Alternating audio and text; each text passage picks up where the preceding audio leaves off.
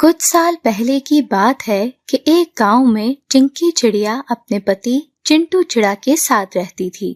चिंकी चिड़िया और उसके पति का एक छोटा सा फल का खेत था जिसमें बहुत मजे के एप्पल्स लगते थे।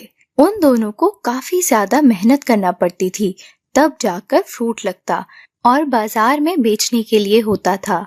फिर भी इस महंगाई के वक्त में उनका मुश्किल से गुजारा हो रहा था।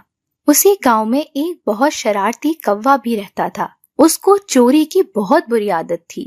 सब ने उसे बहुत समझाया, लेकिन वो था कि बाज ही नहीं आता था। वो हर दिन किसी न किसी का कुछ सामान चोरी उठाकर ले जाता था या ऐसी कोई शरारत करता था जिससे किसी का नुकसान होता। बिल्लू कबूतर की मार्केट में दुकान थी। वो अब बूढ़ा हो गया था, बैठे बैठे ही सो जाया करता था। एक रोज बिल्लू कबूतर दुकान में बैठा था कि उसकी आंख लग गई। तभी वहाँ से टोनी कौवा गुजरा। टोनी कौवा खुद से कहता है, वो देखो ये बुढ़ा कबूतर कैसे मस्त सो रहा है, मैं कुछ न कुछ खाने के लिए उठा लेता हूँ। बस फिर वो दुकान में जाकर चोरी से चॉकलेट उठाकर तेजी से उड़ जाता है। बिल्लू कबूतर की आंख खुलती है तो वो देखता है कि चॉकलेट के डब्बे में चॉकलेट्स खत्म हो गई हैं। उसको बहुत गुस्सा आता है। ऐसी घटनाएं बढ़ने लगीं और सब गांव वाले परेशान हो गए कि चोर को कैसे पकड़ा जाए। कुछ दिन गुजरे। चिंकी चिड़िया और चिंटू चिड़ा अपने खेत में गए तो देखा कि सब फल खराब हो चुके हैं। किसी पक्षी ने हर फल को चोंच मारी थी। कोई फल काम का नहीं रहा था। ये क्या हो गया चिंटू जी? पहले ही मुश्किल से गुजारा होता है, अब तो सब फल खराब हो गए, अब क्या होगा? पता नहीं क्या हुआ है, ये तो हमारा बहुत नुकसान हो गया। फ्रूट्स को एक बार बाजार लेकर जाते हैं, शायद कोई कम पैसों में खरीद ही ले। उम्मीद तो नहीं है, लेकिन कोशिश करने में कोई हर्ज नहीं। वो दोनों एप्पल्स को बास्केट में डालकर मार्केट ले जाते हैं, लेकिन कोई भी वो फल नहीं लेता। वो बिल्लू कबूतर की दुकान पर जाते हैं। चिंटू चिड़ा बिल्लू कबूतर से कहता है, बिल्लू कबूतर भैया, हम पूरी मार्केट घूम चुके, आज कोई हमारा फल नहीं खरीद रहा। वो क्यों भाई? तुम्हारे खेत का फल तो बहुत अच्छा और मीठा होता है।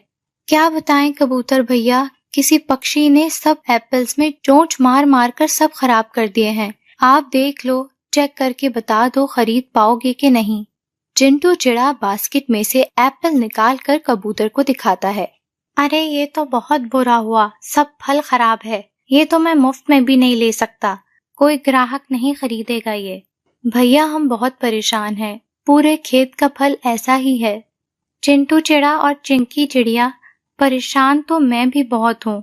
रोज दुकान में से कुछ न कुछ सामान गायब हो जाता है, रोज नुकसान भरना पड़ता है। चलो टोमू तोते के पास जाते हैं, शायद वो कुछ आइडिया दे दे। वो तीनों उड़कर टोमू तोते के पास जाते हैं और उसको पूरी समस्या बताते हैं। तोते भैया, अब आप ही कुछ हेल्प करो, पूरा गांव परेशान है, सबकी कोई ना कोई चीज गायब होती रहती है, हमारा पूरा खेत भी बर्बाद हो गया है। मेरे पास एक फंदा पड़ा है, बस चिंटू तुम ये जाकर अपने खेत में लगाओ, जो भी चोर होगा वो पकड़ा जाएगा। वो लोग वहाँ से फंदा लेकर खेत में जाकर लगा देते हैं। मैं आशा करता हूँ कि चोर जल्द पकड़ा जाए, ताकि रोज रोज के नुकसान से बचत हो। हाँ, देखते हैं क्या होता है। वो तीनों एक ट्री के ऊपर छुपकर बैठ जाते हैं। तकरीबन 1 घंटे के बाद वहाँ टोनी कौवा आता है और फल को खराब करने लगता है। सब एप्पल्स में चोंच मारता है। तभी अचानक से उसका पंख फंदे में फंस जाता है और वो चिल्लाता है, बचाओ बचाओ, कोई है। तभी झाड़ियों के पीछे से चिंकी चिड़िया, चिंटू चिड़ा और बिल्लू कबूतर निकल कर आते हैं।